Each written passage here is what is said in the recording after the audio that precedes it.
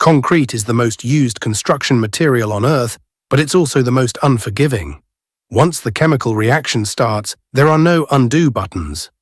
One small mistake in your mix or your formwork can turn a $1,000 project into a pile of rubble. Today, we're breaking down the 5 critical mistakes that ruin concrete casting and the professional secrets to ensuring a perfect pour every single time.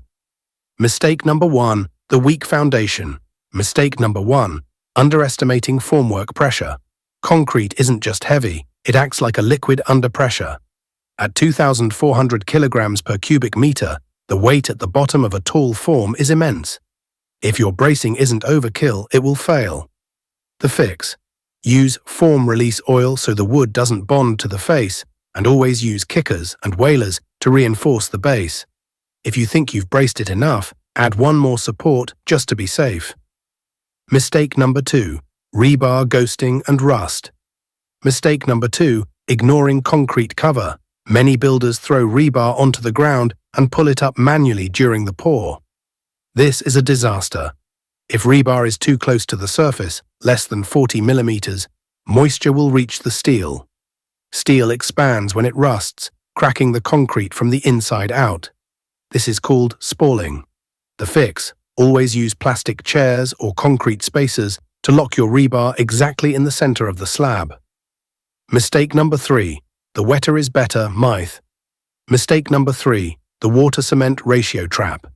It's tempting to add water to make the concrete flow easier, but every extra cup of water lowers the final PSI of your structure. Visual: a graph showing strength versus water content. As water goes up, the strength line crashes down. Too much water causes segregation, where the heavy rocks sink and the surface becomes a weak, dusty paste. The fix: use a superplasticizer if you need flowability. It makes the concrete liquid without sacrificing the chemical strength. Mistake number 4, the silent killer, honeycombing, 430 to 545. Mistake number 4, pour consolidation. When concrete is poured, air gets trapped. If you don't vibrate it, those air pockets become permanent voids. Visual: video of a mechanical poker vibrator being dipped into concrete. You see bubbles rising to the top. The fix: use a mechanical vibrator. Insert it vertically, let the air escape until the surface looks creamy, then pull it out slowly. For small DIY jobs, tap the outside of the forms repeatedly with a rubber mallet. Mistake number 5, the finishing fright. Mistake number 5, troweling bleed water. As concrete settles, water rises to the top.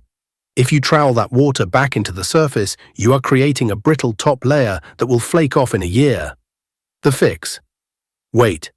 Let the bleed water evaporate completely before you do your final finish, and once you're done, keep it wet. Concrete needs to stay hydrated for 7 days to reach full strength. Cover it with plastic or wet burlap. If it dries out too fast, it will crack. Summary and outro: braced formwork, proper rebar, cover low water cement ratio, mechanical vibration, 7-day wet cure. Concrete is a science, not a guessing game. Follow these steps, and your work will outlast the house it's built on. Visual: subscribe button animation. If this saved your next project, hit that like button and subscribe for more engineering and construction deep dives. Thanks for watching.